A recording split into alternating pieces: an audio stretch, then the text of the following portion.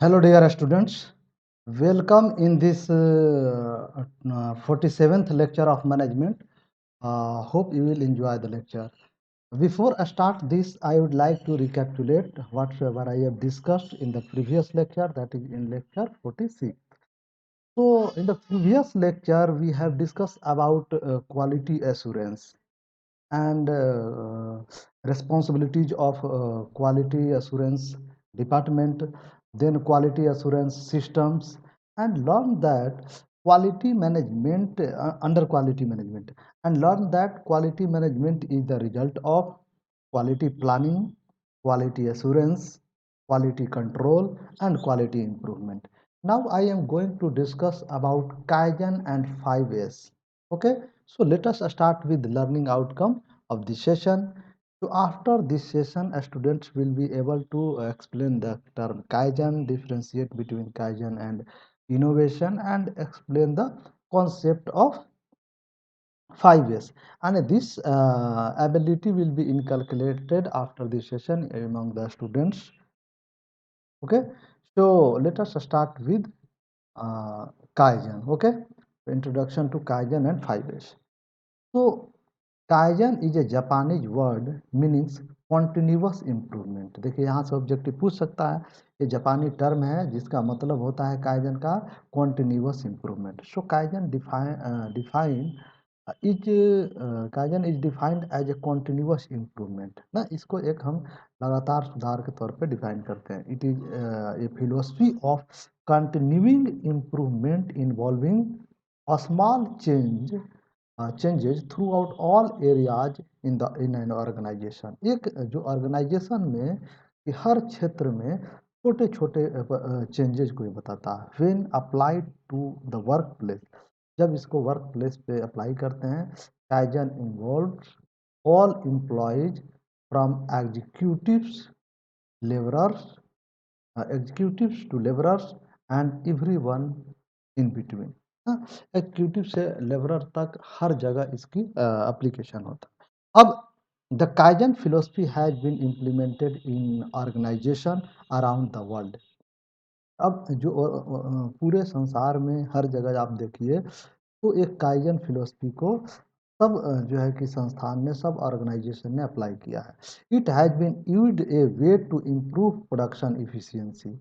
यह इसका प्रयोग एक प्रोडक्शन इफिशियंसी टेक्निक के रूप में किया गया है ना. Way to improve the production efficiency as well as improve employ morale and safety. Employ का जो मोरल हुआ, उसकी जो सुरक्षा हुआ, वो सब चीज़ सुधारने के लिए इसका यूज होता है. The premise of Kaizen is based on the concept that every person has an interest in improvement. और जो काइजन का जो परिकल्पना है, जो इसकी सिद्धांत है, वो इस पे बेस्ड है कि हर व्यक्ति इसमें रुचि रखता है कि कुछ उसको सुधार करना है, इसको इम्प्रूव करना है इसमें. ओके, अब देखिए, according to Imai, kaizen is an umbrella concept that embrace different continuous improvement activities on an organization shown in figure ना. अब इसमें देखिए, इसमें देखा गया कि जो कह रहा है कि इमाई के अनुसार कि काइजन एक अम्ब्रेला कंसेप्ट है जो कि बहुत सारे जो डिफरेंट टाइप्स के कॉन्टिन्यूस इम्प्रूवमेंट की एक्टिविटीज है, उन सबको अंदर सप्लाई करता है, सॉरी समाहित करता है. सो जैसे customer orientation, total quality control, robotics, quality circle, then suggested system, automation, discipline in workplace, common quality improvement, just in time, zero defect, a small group activities, productivity improvement, new production development, ये सारी चीज़ों के अपने अंदर समाहित करता है एक काइजन. दूसरी जो काइजन फिलोसफी को एक डायग्राम से आप इसको समझ सकते हैं कि देखिए, इसमें इस डायग्राम में improvement, leadership, cross functional term, 5S, productivity improvement, फिर then process focus, discipline in work place, teams, ये सारे चीज़ जो है काइजन की फिलोसफी के अराउंड रहते हैं, इसके अंदर आते हैं, सबको ये समाहित करता है, अपने से टच में रखता है. According to my housekeeping waste elimination and standardisation are three pillar of kaizen. देखिए ऑब्जेक्टिव पूछ सकता है, जो काइजन का थ्री पिलर है उसमें पहला है हाउस कीपिंग, जैसे गृह व्यवस्था। वेस्ट इलिमिनेशन, जो वेस्ट है उसको कम किया जाए, उसको खत्म किया जाए। एंड स्टैंडर्डाइजेशन यानी मानकीकरण, यानी एक स्टैंडर्डाइजेशन फिक्स किया गया, ये सारी चीज। अब उसके बाद है डिफिनेशन ऑफ काइजन, देखते हैं। तो जो काइजन है KYJN यानी is a Japanese term that means continuous improvement. यह एक जापानी शब्द है जिसका मतलब होता है कॉन्टिन्यूअस इम्प्रूवमेंट, टेकन फ्रॉम काई, काई शब्द से बना, which means continuous, and zen which means improvement, यानी काइजन का मतलब है कॉन्टिन्यूअस इम्प्रूवमेंट। तो some translate kai to mean change. कुछ लोग कहते हैं काई का मतलब निकालते हैं चेंज, और जेन का मतलब निकालते हैं गुड, और फॉर बेटर, अच्छा के लिए चेंज। तो वही है, सेम ही बात है कि चेंज या कॉन्टिन्यूस, लगातार उसमें चेंज, इम्प्रूवमेंट करना है चेंज होगा, और बेटर के लिए चेंज होगा तो इम्प्रूवमेंट ही होगा। तो लगभग मीनिंग सेम ही है। If you are aware of kaizen philosophy and strive to implement it, no a day should go by without some kind of improvement being made somewhere in company। अतः if you are aware of kaizen philosophy, यदि आप kaizen philosophy से अवगत हैं, तो अवगत हैं तो इसे लागू करने के लिए प्रयास करते हैं कि how to implement it. Okay. और तो कंपनी में कहीं भी किसी प्रकार का सुधार किए बिना एक दिन भी नहीं ऐसा जाना चाहिए। ये इसका फिलोसफी है कि यदि आप इससे अवगत हैं, इसको लागू करना चाहते हैं, तो आप ये मान लीजिए कि हमें एक दिन भी ऐसा न जाए जबकि कंपनी में कहीं ना कहीं कोई सुधार न हो। अब आते हैं कि एक्चुअली इनोवेशन का भी मतलब होता है लगभग परिवर्तन। तो काइजन और इनोवेशन में क्या डिफरेंस है, थोड़ा इसको देख लेते हैं। सो improvement can be divided into two groups. First, innovation and Kaizen. So, innovation, which domain of Western companies uh, perceived as change caused by breakthrough ना।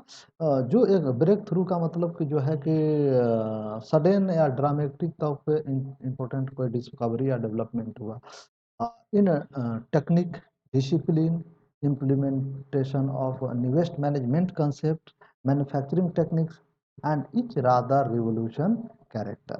और इसमें जो बल्कि एक क्रांतिक चरित्र होता है, जो कि किस प्रकार से फास्ट चेंज हो।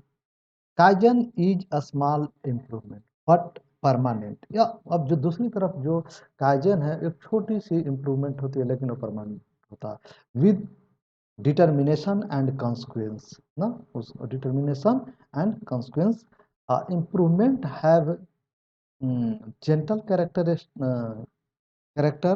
a characteristic feature of this approach is this, that it does not need complicated techniques or newest technology।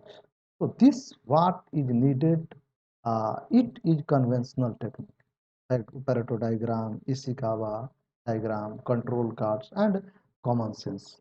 यानी ये काइजन, इसका कहने का मतलब है कि इसको साधारण शब्दों में कह सकते हैं, इसके जो कह रहे हैं इसके बात को, कि काइजन एक स्मॉल सुधार है, लेकिन दृढ़ संकल्प और परिणाम जो है सुधार के साथ अस्थायी है।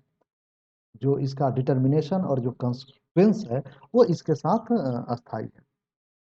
और इस अप्रोच को, यानी इस दृष्टिकोण की जो विशेषता है वो ये है कि इसमें जो नवीनतम तकनीक है, जो निवेश टेक्नोलॉजी है, उसके लिए जटिल तकनीकों की आवश्यकता नहीं है। इसके लिए जो भी आवश्यकता है वह कन्वेंशनल तकनीक और कॉमन सेंस का। तो इस प्रकार से ये काइजन थोड़ा सा बहुत ज़्यादा जो है कि क्रिटिकल नॉलेज की इसमें ज़रूरत नहीं है। अब थोड़ा सा डिफरेंस देखते हैं क्राइटेरिया पर। जैसे इफेक्ट, इफेक्ट जो है काइजन का long term, not breakthrough, यानी लॉन्ग टर्म इफेक्ट है, इसका शॉर्ट टर्म ब्रेक थ्रू से होता है। जैसा कि ब्रेक थ्रू का बता दिए मतलब होता है, ब्रेक थ्रू का मतलब होता है यहाँ पे कि सडन ड्रामेटिक को या कोई इम्पोर्टेंट जो है डिस्कवरी और डेवलपमेंट होता है अचानक ना। मतलब जर्क में कहिए कि डेवलपमेंट होता है। तो ये इनोवेशन ब्रेक थ्रू क्या होता है और ये नॉट ब्रेक थ्रू होता है। स्टेप्स इसमें स्मॉल होते हैं काइजन में, इसमें बिग स्टेप्स होते हैं। जो क्राइटेरिया है, सॉरी, इसमें जो टाइम फ्रेमवर्क है वो permanent action with gradually rising effect, धीरे धीरे जो इफेक्ट इसका राइजिंग होता है उसमें जो है कि परमानेंट एक्शन की बात काइजन में कही जाती है। और ये क्या होता है कि इंसिडेंटल एक्शन होता है, जो आकस्मिक कार्रवाई होती है विद इमीडिएट इफेक्ट ना, जो इमीडिएट इफेक्ट तुरंत उसको दिखता है, जर्क में होता है, जो आगे हम ग्राफ से भी आप तो इस डिफरेंस को दिखाएंगे। चेंज इसमें ग्रेजुअल एंड परमानेंट चेंज एकदम स्लोली इस तरीके से होता है, और इसमें जो है सडन एंड सिंगल चेंज होता है, ऐसे हो सीढ़ी की तरह स्टेयर केस। इंगेजमेंट इसमें सभी का सब लोग ऊपर से नीचे तक सारे लोग इंगेज रहते हैं ना। इसमें जो है कि चूजन लीडर कुछ होते हैं, उन्हीं की पार्टिसिपेशन होती है, ठीक ना। अप्रोच जो इसमें होता है टीम इफोर्ट्स प्रोसेस अप्रोच होता है, इसमें इंडिविजुअल आइडियाज और एक्शन होती है ना, जो इनोवेशन में। दूसरा वर्क मेथड है मेंटेनेंस एंड इम्प्रूवमेंट, इसमें होता है काइजन में होता है, उसमें स्लाइटली उसमें इम्प्रूवमेंट लाता रहता है। इसमें एक्सटिंग्विशिंग एंड रीबिल्डिंग, कहने का मतलब कि जो है कि बुझाना और पुनर्निर्माण की तरह इसमें होता है कि एकदम इग्नाइट कर दिए उसको हम। और इस तरीके का आइडिया जो होता है वो काइजन में conventional know how traditional technology का यूज होता है, लेकिन जो इनोवेशन है उसमें usage of technology breakthrough होता है, सडन होता है, and new inventions and theories आती है उससे। जो प्रैक्टिकल रिक्वायरमेंट है वो स्मॉल इन्वेस्टमेंट बिग इफोर्ट्स होता है इसमें काइजन में, लेकिन इनोवेशन में बिग इन्वेस्टमेंट स्मॉल इफोर्ट होता है। एंड ओरिएंटेशन जो होता है वो काइजन में फॉर पीपल, पीपल के लिए, यहाँ फॉर टेक्नोलॉजी के लिए होता है। असेसमेंट जो क्राइटेरिया है उसमें जो है कि process and engagement in achieving of better result ना, जो बेटर रिजल्ट प्राप्त करने के लिए जो प्रक्रिया और जो जुड़ाव है उसके माध्यम से वो अचीव करते हैं इसमें, लेकिन इसमें जो है कि result directly affects on profit ना इनोवेशन में। एंड यूसेज जो है वो है कि जो काइजन है it exists well in a stable developing economy and it exists better in quickly developing economy। तो जो काइजन है उसमें या जो है कि स्थिर विकासशील अर्थव्यवस्था में अच्छी तरह से मौजूद है। दूसरी तरफ जो इनोवेशन है वह तेजी से विकासशील हो रही अर्थव्यवस्था में मौजूद है। तो यही डिफरेंस है इमाई ने किया है। जो आप उस पेपर को भी मैंने यहाँ रख साइड किया है, तो आप पढ़ सकते हैं उसमें जाकर ज़्यादा जानकारी के लिए। अब उसी कंसेप्ट को काइजन और जो है कि इनोवेशन का can be understood with the help of flowing diagram. देखिए किस तरीके से जो काइजन का पैटर्न एकदम स्लाइटली और सस्टेनेबल है, क्योंकि अपवार्ड है। ये क्या है कि चेंज हुआ फिर जर्क आई, चेंज हुआ फिर जर्क आई, फिर यानी फिर उसी तरीके से हॉरिजॉन्टल कुछ समय तक रहा, फिर चेंज हुआ। तो इस प्रकार से ये जो है कि स्टेयर केस हो जाता है। तो हम देखते हैं कि if you look at the diagram of kaizen vs innovation, kaizen create constant slow बना रहा है, while innovation create a staircase effect ना, उस सीढ़ीनुमा। तो ये दोनों में बेसिक डिफरेंसेज आप देख लिए। अब बेनिफिट क्या है काइजन का, तो the benefit of kaizen have been significant, महत्वपूर्ण है इसका जो बेनिफिट है काइजन का वो काफ़ी महत्वपूर्ण है। उसमें कहता है kaizen leads to improved quality ना, ये क्वालिटी इम्प्रूव करता है, ग्रेटर प्रोडक्टिविटी सुनिश्चित कराता है, and increase safety and better moral, या सुरक्षा और एक अच्छी नैतिकता को बनाता है। तो when kaizen is first introduce, many companies see productivity increase 30 to 100% and all without major capital investment, और जो भी ये सब हुआ वो बहुत ज़्यादा कैपिटल इन्वेस्टमेंट के बिना ही हो गया। So Kaizen helps lower cost and lets management become more attentive to customer needs because it creates an environment that takes customer requirements into account। तो ये इस प्रकार से जो काइजन है वो सबसे लोअर कॉस्ट लेता है, और let's management become more attentive, जो मैनेजमेंट को ज़्यादा अपनी तरफ हिसाब से उधर आकर्षित भी करता है कस्टमर की जो नीड्स है, क्योंकि ये एक ऐसा एनवायरनमेंट प्रोवाइड करता है that takes customer requirements into account, जो कि कस्टमर की जो ज़रूरत है उसी को ध्यान में रखा जाता है। So the benefit of kaizen implementation are process standardisation, जो है कि इसको प्रोसेस को जो है कि उसको मानकीकृत किया जाता है। देन वेस्ट रिडक्शन, कैसे-कैसे जो बर्बादी हो कम हो। इनोवेटिव स्ट्रैटेजी बीइंग इवॉल्व्ड, इस समय जो है कि जो नवप्रवर्तनीय रणनीति है वो काफ़ी विकसित होता है इसके इसके माध्यम से। एंड मॉनेटरी बेनिफिट्स जो है फाइनली ये होता है। अब हम इसके बाद आते हैं इंट्रोडक्शन टू 5S। 5S जो है ये भी बहुत ये स्पेशली आप एक इंजीनियरिंग बैकग्राउंड के स्टूडेंट हैं तो आपके लिए ये और जो है मैनेज रखता है। तो 5S रिप्रेजेंट 5 जापानीज वर्ड, ये 5 जापानी शब्दों को बताता है। फर्स्ट जिसमें है सिरी, सिरी का मतलब होता है शॉर्ट, और उसके बाद है सीटन, इसका मतलब होता है स्ट्रेंथन, मजबूत करना। देन सीसो है मतलब साइन, चमकाना। देन सिकेत्सु है standardise.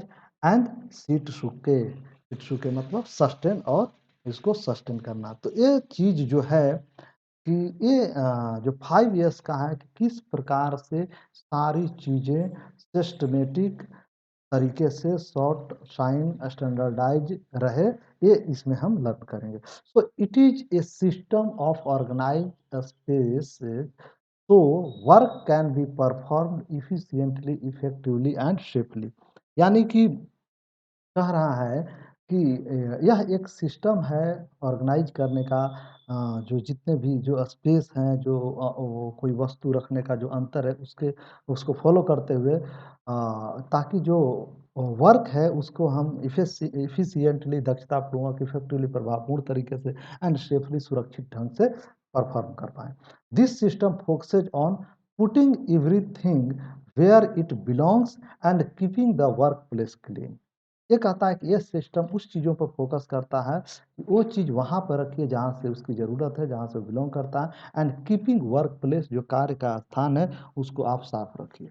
Which make it easier for people to do their job without wasting time and risking injury.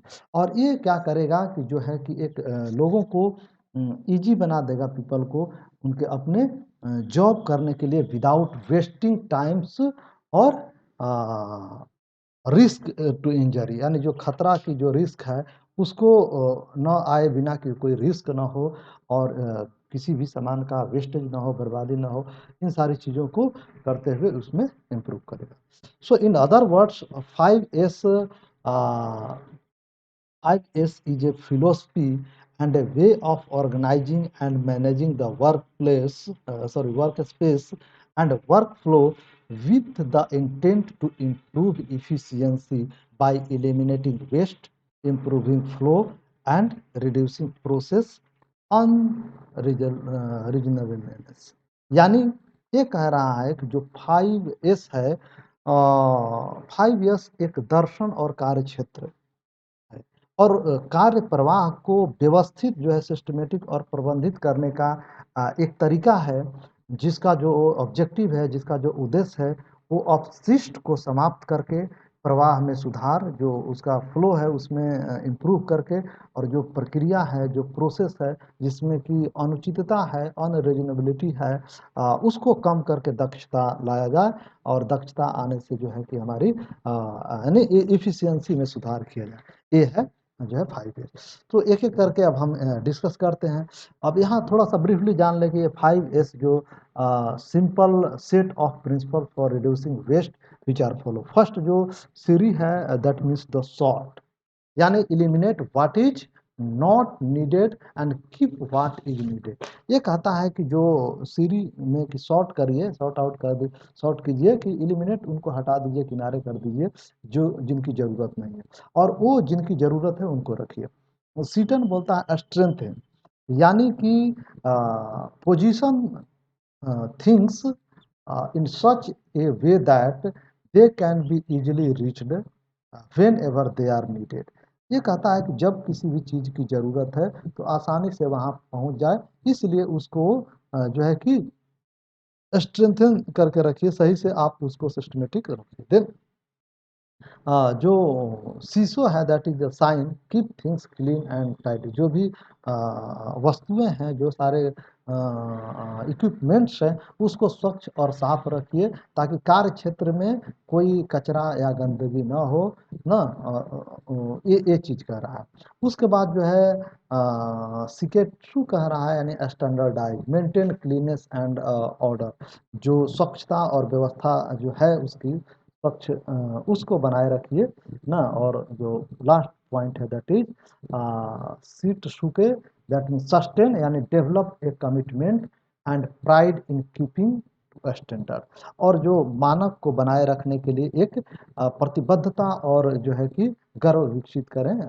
वो मतलब आप डेवलप कीजिए कमिटमेंट और अपना प्राइड कि आप वो जो है कि स्टैंडर्ड जो फिक्स किया गया उसको आप मेंटेन रखिएगा। तो यहाँ से भी मैचिंग का ऑब्जेक्टिव पूछ सकता है, ये सब देकर इसका मतलब क्या होता है, तो आप ध्यान रखिएगा। अब उसके बाद जो है कॉन्सेप्ट 5S का देखते हैं। पहला है कि 5S का फर्स्ट जो है S1 है सीरी दैट इज शॉर्ट। तो remove items not use in the area, outdated materials, broken equipments, redundant equipments, files on the computer, measurement which you no longer use। यानी कि जो उपयोग में नहीं होने वाली वस्तुएं हैं उनको वहाँ से हटा दीजिए। चाहे वो कोई ब्रोकन इक्विपमेंट हो, कोई जो है कि फाइल हो कंप्यूटर पे, या कोई कुछ भी हो, उसको systematic classify all equipments and material by frequency of use. और उनको किसकी कितना यूज है उसके अकॉर्डिंग उनको क्लासीफाई कर दीजिए। और जिनका ज़्यादा यूज है कि उसको यहाँ रखिए कि इसका ज़्यादा अप्लीकेशन है, और ये चीज़ कम यूज होता है उसको थोड़ा सा ऐसे जगह पर रखिए। तो इस तरीके से जो है कि आप उसको कहने का मतलब सिस्टमेटिक कीजिए। देखिए ये पहले था जो शॉर्ट से पहले, यानी पहले सिस्टमेटिक अरेंज नहीं था, तो हाफाजार तरीके से देख रहे हैं कि आप बढ़ा हुआ। उसके बाद जब आफ्टर इसको अरेंज कर दिया गया, शॉर्ट कर दिया गया, सब समय स्थान पर रख दिया गया अरेंज करके, तो ये इस तरीके का हो गया। तो इससे क्लियर आपका फर्क दिख रहा है, कहाँ क्या है ये भी दिख जाएगा ये चीज़। अब दूसरा जो सेकंड पॉइंट है S2 स्ट्रेंथन, मतलब the practice of orderly storage so the right item can be picked efficiently without waste at the right time, easy to access for everyone, that is a place for everything and everything in its place. यानी ये कह रहा है कि जो वस्तु है, जो इक्विपमेंट्स हैं, उनको राइट इक्विपमेंट्स को एकदम लाइन करके राइट प्लेस पे रखिए, ताकि बिना समय को बर्बाद किए जिस वस्तु की ज़रूरत है उसे उचित समय पर हम उसको प्राप्त कर लें, और हर व्यक्ति को इजीली वो एक्सेस हो जाए, जो भी दूसरा काम करने उस पार्टिकुलर प्लेस पे आए तो वो वस्तु आसानी से, वो इक्विपमेंट उसको मिल जाए। यानी ए place for everything and everything in it's on place. यानी ये जहाँ की हर कुछ रहे और हर कुछ वहाँ जहाँ की वो अपने अपने ही स्थान पे रहे ना। तो ये चीज identify and allocate place for all materials needed for your work. अपने काम के लिए आवश्यक सभी सामग्रियों के लिए एक स्थान की पहचान करें और उसे आवंटित करें, है ना। जो भी है उसको place for all materials needed for your work ना, अपने वर्क के लिए। Then assign fixed place and fixed quantity. जो जो वस्तु हैं, जो सारी चीज़ें हैं, उनके लिए फिक्स्ड प्लेस असाइन कीजिए कि ये वस्तु इस तरह का यहाँ रखा जाएगा और इतनी क्वांटिटी में रखा जाएगा। मेक इट कम्पैक्ट, उसको बनाइए पूरी तरह से कम्पैक्ट हो। और place heavy object at the highest where they are easy to pick from. और भारी वस्तुओं को ऐसी ऊंचाई पर रखें जहाँ से उसे आसानी से उठाना आसान हो, या वहाँ से सब प्राप्त कर सके। अब इसमें आप इस एग्जाम्पल को से आप देख लीजिए कि इसमें जो है कि थोड़ा सा हैवी लग रहा है, जो वो नीचे रखा गया है या फ्रिक्वेंटली ज़्यादा जिनकी यूज है। उसके बाद ये आप छोटे छोटे इक्विपमेंट्स हैं, उसको जगह जगह पर एकदम सिस्टमेटिक तरीके से रखा गया है कि कोई व्यक्ति अपनी आवश्यकता अनुसार यूज कर सकता है। तो decide how things should be put away and ओबे दोज रूल। तो तय करें कि जो चीज़ें हैं उनको कैसे दूर रखा जाना चाहिए और उन नियमों का पालन करें जो जिससे कि एफिशिएंटली और इफ़ेक्टिवली जो ऑब्जेक्टिव्स है उसको मीट किया जा सके। देन यानी जो मतलब जो दूसरा व्यक्ति यदि कोई उस जगह काम करने आता है तो उसको भी आसानी से वस्तु प्राप्त हो। थर्ड पॉइंट है shine. So create a clean work site without garbage, dirt and dust, so problem can be more easily identified, leaks, spills, excess damage etcetera. यानी ये कह रहा है कि जो कचरा, गंदगी या धूल के बिना एक स्वच्छ कार्यस्थल बनाएं ताकि समस्याओं और को और आसानी से जो है कि पहचाना जा सके। यदि किसी प्रकार का कोई प्रॉब्लम आती है, कोई लीकेज है ना, कोई डैमेज है, तो उसको आसानी से हम रिकॉग्नाइज करें। इसलिए जो वर्क प्लेस है वहाँ किसी प्रकार का गार्बेज नहीं होना चाहिए, डस्ट नहीं होना चाहिए, धूल कण नहीं होना चाहिए, ये ध्यान रखना। Identify root causes of dirtiness and correct process. कहता है कि जो गंदगी के मूल कारण हैं उनको पहचान करिए, क्या कारण है कि यहाँ ज़्यादा गंदा रहता है, और देन करेक्ट प्रोसेस, जो करेक्ट प्रोसेस है उसको अप्लाई करके इसको एलिमिनेट कीजिए। Only one work activity on A work space at any given time. और सिर्फ एक कार्य गतिविधि जो है किसी समय में ही किया जाए, यानी एक वन टाइम में वर्क एक ही कार्य किया जाए। देन ओनली वन नेक्स्ट है keep tools and equipment clean top condition ready for use at any time. जो भी आपके इक्विपमेंट्स हैं, जो भी आपके टूल्स हैं, उनको एकदम साफ सुथरा रखिए और एक अच्छी स्थिति में रखिए कि हमेशा जब भी उसकी ज़रूरत हो वो यूज के काबिल हो। नेक्स्ट है cleanness should be A daily activity at least 5 minutes per day. जो सफाई है वो एक रोज की क्रिया है और कम से कम 5 मिनट पर डे देना चाहिए इस पे। Use chart with signature initial show that the action और रिव्यू हैज टेकन प्लेस। मतलब इससे साफ सफाई से रिलेटेड जो एक्शन है, जो काम करना था वो किया गया है, उसके लिए आप एक जो डायरी मेंटेन करते हैं इनिशियल वहाँ पे रखिए। आप यहाँ पर देख पा रहे हैं, एक सेकंड। उसके बाद ensure proper light, it can be hard to see dirt और डस्ट, क्योंकि एक्चुअली आपको प्रॉपर लाइट जो वर्क प्लेस है वहाँ भी मेंटेन करना सुनिश्चित कीजिए, क्योंकि यदि आप ऐसा नहीं कर पाते हैं तो कहाँ डर्ट है, कहाँ गंदगी है, क्या है, इसको प्राप्त करना एक टफ काम होगा। इसको देखना भी थोड़ी सी होगा। आप यहाँ पर जैसा कि देख लीजिए कि ये बिफोर का सीन है जब साफ सफाई नहीं है, गंदगी है, कोई चीज़ नहीं, और ये आफ्टर है जब साफ सफाई हो गई, तो हर चीज़ जो है कि आपको क्लियरली दिख रहा है। तो ये सारी चीज़ें आपको ध्यान रखना है जब आप वर्क करते हैं। अब जो फोर्थ पॉइंट है दैट इज स्टैंडर्डाइज।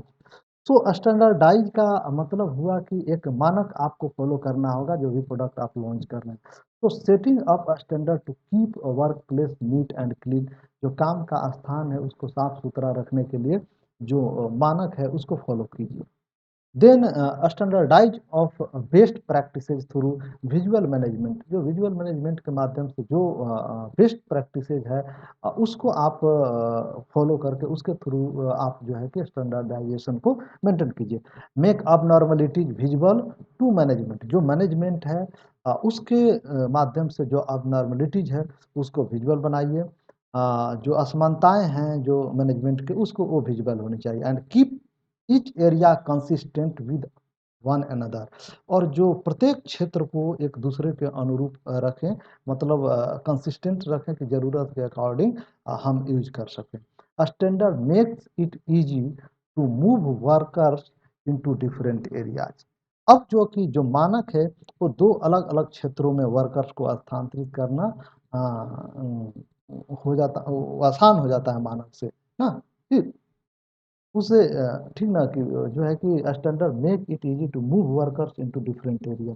क्योंकि हर व्यक्ति को जो है कि एक मानक फॉलो करके वर्क करता है, तो उसको पता है कि यदि हम इसको इस पार्टिकुलर जो है कि एरिया में इसको लगाते हैं तो ये हैबिचुएटेड है इस प्रकार के वर्क को फॉलो करने का और रूल्स रेगुलेशन रिस्पॉन्सिबिलिटी को फॉलो करने का। Then create process of how to maintain standard with defined roles and responsibility. उसके बाद जो कहता है कि जो नेक्स्ट है वो इसकी जो प्रक्रिया जो है काम करने का कि जो परिभाषित भूमिकाएँ और ज़िम्मेदारियाँ हैं, उनके साथ मानक को किस प्रकार से बनाया रखा जाए, ताकि आप जो है कि अ, उसमें किसी प्रकार की जो क्रिएट एक इस प्रकार की आपको क्रिएट करना है माहौल, इस प्रकार का जो है कि स्टैंडर्ड फ़ॉलो करना है कि जो रोल्स डिफाइन्ड रोल और रिस्पॉन्सिबिलिटी जो है वो फ़ॉलो हो and make it easy for everyone, और हर व्यक्ति के लिए इसको ईज़ी बनाएँ to identify the status of normal and abnormal condition, place photos on walls to provide visual reminders। ना चाहे वो किसी प्रकार का कोई नॉर्मल कंडीशन हो, abnormal कंडीशन हो, या कुछ इस तरह का डेंजर से रिलेटेड कुछ चीज़ हो, तो आप फोटो वाल पे चिपका कर और विजुअल रिमाइंडर लोगों को आप दिलाते रहिए। तो ये सारी चीज़ जैसे देखिए ये नीट क्लीन और किस प्रकार से एक मेंटेन किया गया है, कहाँ क्या रखा गया है स्टैंडर्ड तरीके को। अब जो है कि सस्टेन, सस्टेन का मतलब हुआ कि उसको बनाए रखना, जो चीज़ चल रहा है वो सस्टेन करना, कितने टाइम तक आप बनाए रखते हैं। So implementing behaviours and habit to maintain the established standard over the long term and making the workplace organisation the key to manage process for success. यानी जो निर्धारित मानक है उसको लॉन्ग टर्म में किस प्रकार से उसको फॉलो किया जाए, और सारी चीज़ों को जो लंबे समय तक किस तरीके से एक रिलेशन एस्टेब्लिश्ड रखा जाए, ताकि क्वालिटी में किसी प्रकार का कमी ना हो। तो toughest phase is to sustain many fall shorts of this गोल।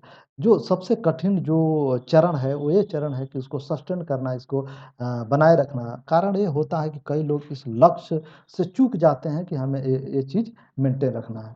तो ये सारी चीज़। नेक्स्ट पॉइंट है एस्टेब्लिश्ड एंड मेंटेन रिस्पॉन्सिबिलिटी।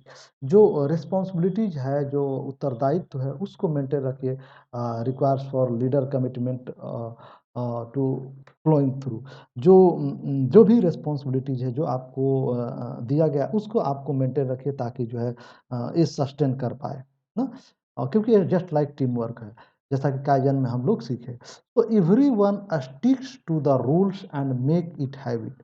और हर कोई को नियमों का पालन करना होगा, यानी करते रहना चाहिए, और इससे जो है कि अपनी आदत बना लें, तो it will be better for the health of company.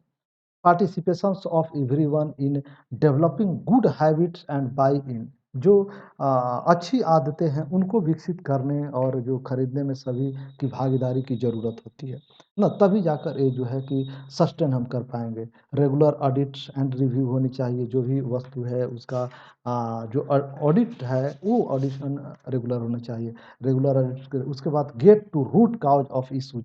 जो प्रॉब्लम है, जो इश्यूज है, उसका कारण क्या है, रूट कारण क्या, कॉजेज क्या है, उसको भी देखना होगा। अब ऐसा ये देख लीजिए सस्टेन को, यानी ये जो शुरू हुआ आपको वो मेंटेन रखना है। अब aim for the highest higher 5 S level, इसका जो उद्देश्य है वो कंटिन्यूअस इम्प्रूवमेंट ही है, ये आपको ध्यान रखना होगा। सो दस the 5 S can be thought of a simple housekeeping methodology to organize work areas that focus on visual order, organization, cleanliness and standardization। जो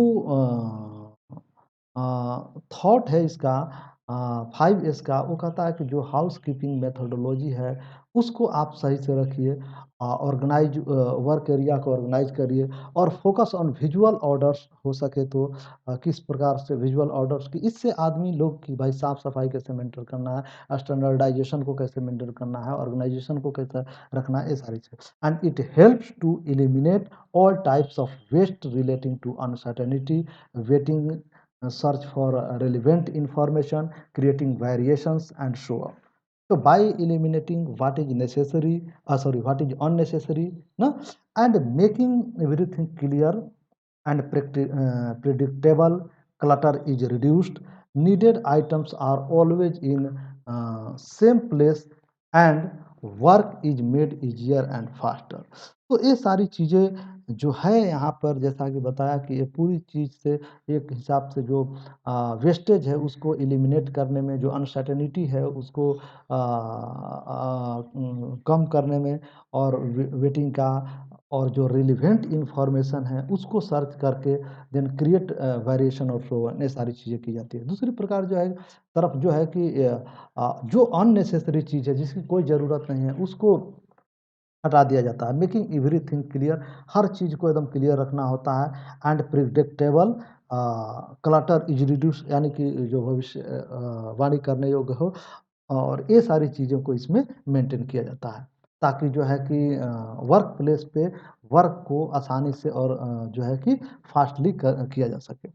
So in conclusion, we can say that Kaizen vs innovation. We have discussed about Kaizen innovation, then Kaizen and difference between Kaizen and innovation, benefits of Kaizens and 5S, and learn that these are used for continuous improvement in the production process of a company.